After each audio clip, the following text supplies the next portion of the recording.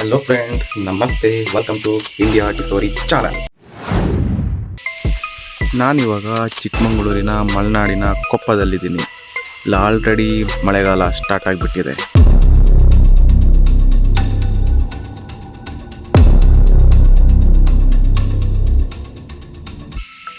ಯಾವಾಗ ಇಲ್ಲಿ ಹವಾಮಾನ ಚೇಂಜ್ ಆಗುತ್ತೋ, ಮಳೆಗಾಲ ಸ್ಟಾರ್ಟ್ ಆಗುತ್ತೋ, ಅದೇ ಥರ ಇಲ್ಲಿ ಆಹಾರ ಪದ್ಧತಿನೂ ಚೇಂಜ್ ಆಗುತ್ತೆ.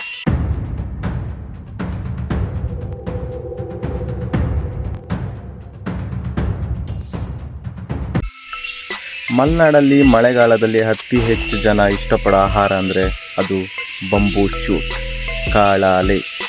ನಾರ್ಮಲಾಗಿ ಕಳಲೆ ಅಂತಾರೆ ಇಲ್ಲಿನ ಜನ, ಕೆಲವೊಂದು ಕಡೆ ಕಣಾಲೆ ಅಂತಾರೆ. ಆ ಫುಡ್ ಹೇಗಿರುತ್ತೆ, ಎಲ್ಲಿ ಬೆಳೆಯುತ್ತೆ, ಯಾವ ಥರ ಬೆಳೆಯುತ್ತೆ ಅಂತ ನೋಡೋಣ ಬನ್ನಿ.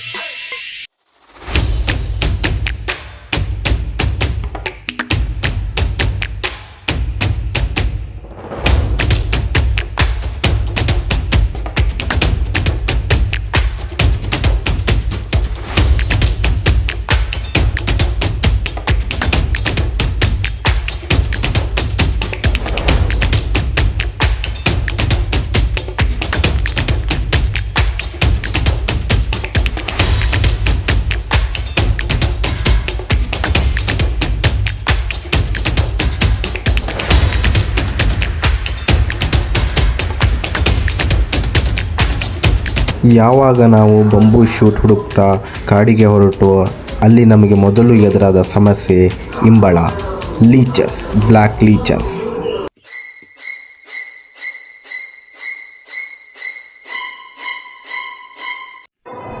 ಲೀಚಸ್ ಸಮಸ್ಯೆಯನ್ನು ಎದುರಿಸಿ ಮುಂದೆ ಹೆಜ್ಜೆ ಹಾಕಿದ ನಮಗೆ ಮೊದಲು ಕಂಡಿದ್ದು ಬಿದಿರಿರುವ ಜಾಗ.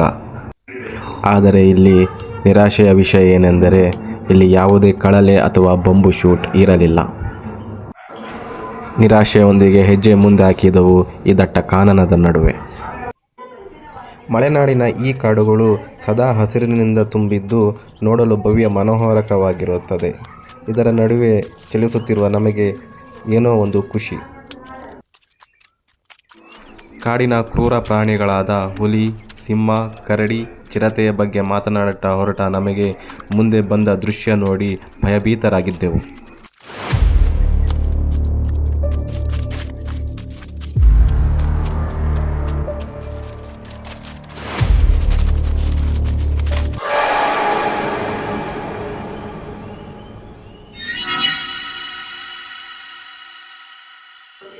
ಈ ದಟ್ಟ ಕಾನನದ ನಡುವಿಂದ ಬಂದಂಥ ಈ ಕಪ್ಪು ಜಾತಿಯ ಚಿರತೆ ಈ ಕಪ್ಪು ಜಾತಿಯ ನಾಯಿಯನ್ನು ನೋಡಿ ನಮಗೆ ನರಕದ ವಾತಾವರಣ ಸೃಷ್ಟಿಯಾಗಿತ್ತು.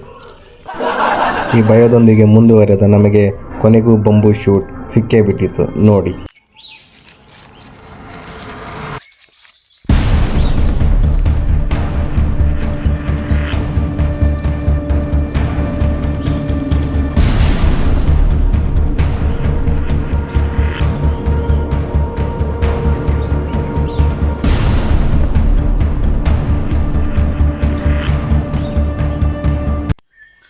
ಫ್ರೆಂಡ್ಸ್, ನೋಡಿದ್ರಲ್ಲ ಕಡಲೆ ಹೇಗೆ ಸಿಗುತ್ತೆ ಅಂತ ನೀವು ನೋಡಿದ್ರಿ, ಹಾಗೆ ಹೇಗೆ ಬೆಳೆಯುತ್ತೆ ಅನ್ನೋದನ್ನು ನೋಡಿದ್ರಿ.